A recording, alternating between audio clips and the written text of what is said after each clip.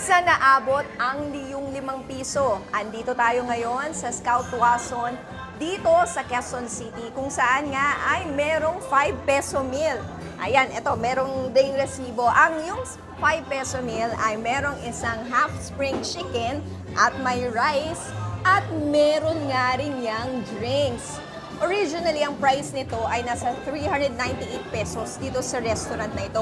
Ginawa nga raw nila ito para isang pasasalamat sa lahat ng mga customers nila dahil 80 years na yung restaurant na ito na pinagsimulan ng pagmamahal at buong family business nga ito. Ito, tikman natin yung mismong meal nila. So, ito yung chicken.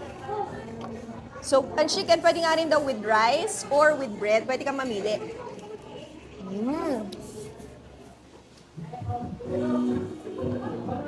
Malinamnam nga siya at talagang sulit na sulit ang iyong 5 piso. Pero itong meal na ito ay hindi na po pwedeng idagdag dun sa iyong discount kung PWD or senior discount.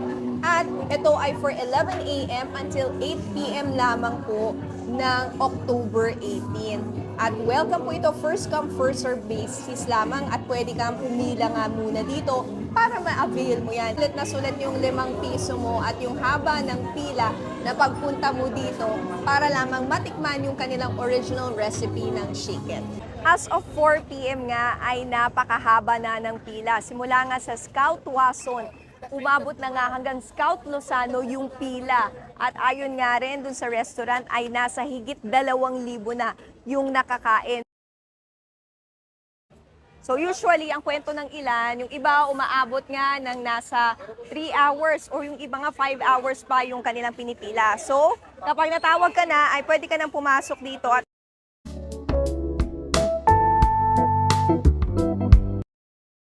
It's also not just a promo.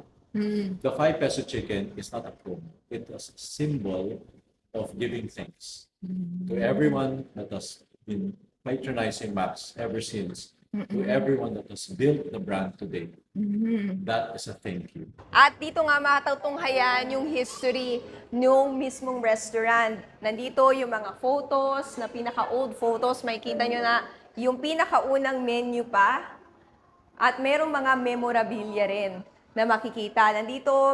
Dito naman ay talaga mapapa-throwback ha. Kasi yung mga lumang commercials, our advertisements ay makikita mo at maririnig mo nga dito.